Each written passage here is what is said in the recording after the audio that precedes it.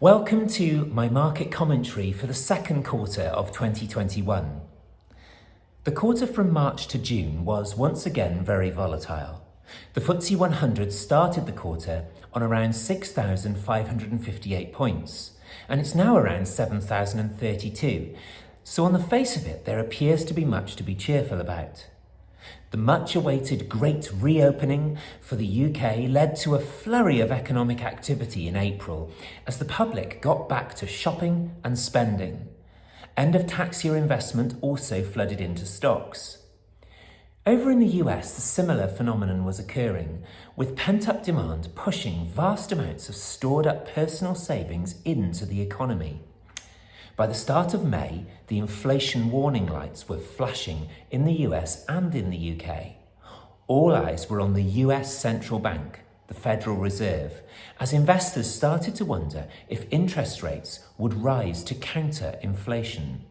This caused an initial fall on global markets.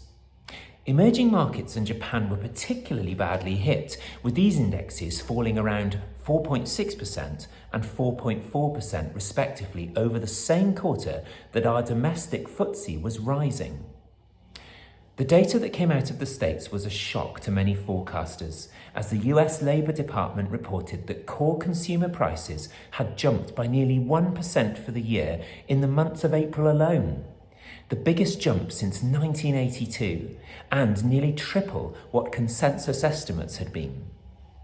Here in the UK, the Office for National Statistics, ONS, published data to show a 69.4% increase in clothing sales and a 10.6% increase in fuel sales during the month of April.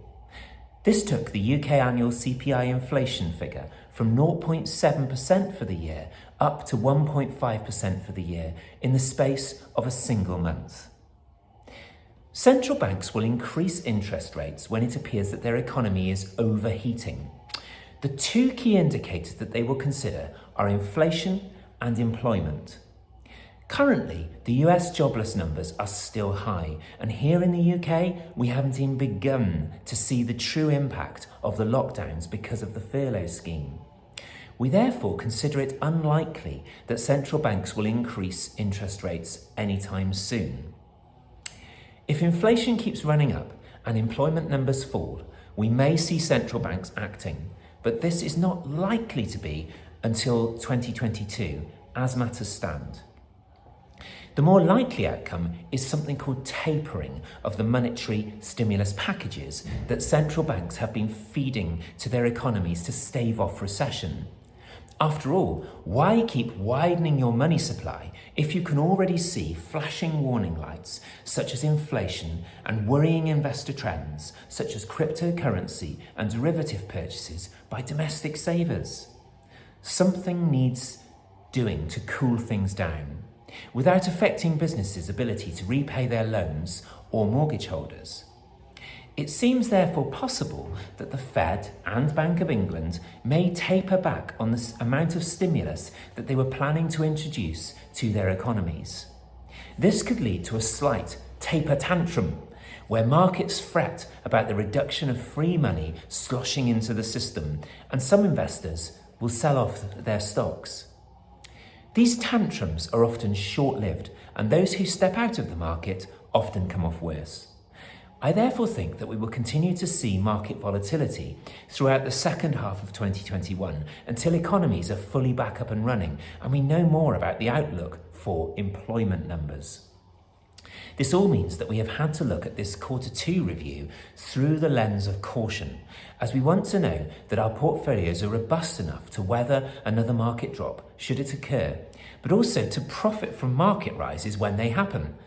This sounds easier than it is to actually achieve. All 8 of our models made money this quarter. However, for the first time in quite a while, they didn't match the FTSE 100 rise. This was simply because they controlled volatility so much better during the FTSE 100 crashes, and they are more diversified than just the UK. Our clients may recall that we increased UK exposure over the September and December reviews last year. This now appears to have been a sensible decision, but it took courage at the time. UK markets have been undervalued for several years. The recent Brexit resolution and vaccine success has led the rest of the world to buy back into our markets. This catch-up appears to be slowing at the time of writing. Nonetheless, the real stars of our model portfolios were the Brits this quarter, and I'm personally rather proud of that.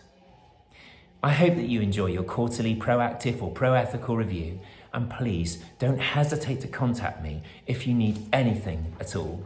My very best wishes.